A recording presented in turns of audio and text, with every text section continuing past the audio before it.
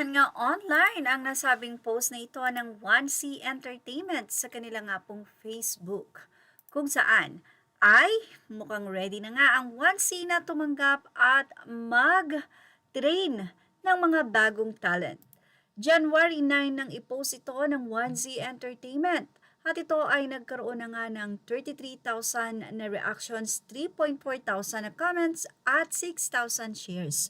So for sure, napakarami na nga pong nakakaalam. So narito po ang ibinahagi ng 1Z. 1Z Entertainment Trainee Audition. Ayan po, ang qualification.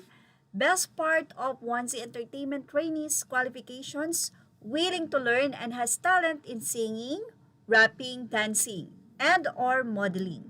Male and female, ages 15 to 25. Parang wala naman po silang nilagay na height.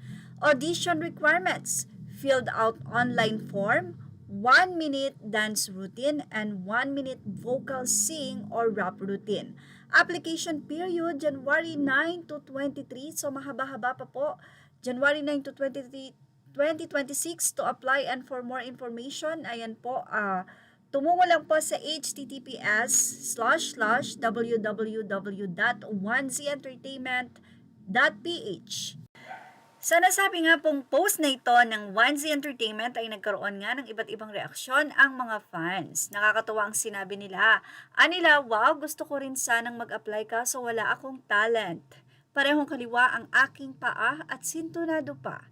Sabi nila, hala pang SB Moms na audition na lang ako.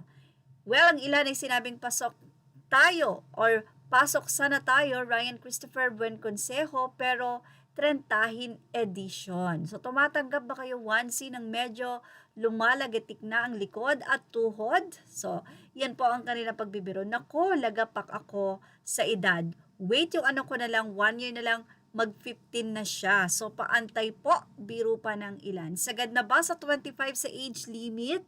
Gusto kong mag-audition. Ako, baka naman po pwede pa hanggang 30 SB19.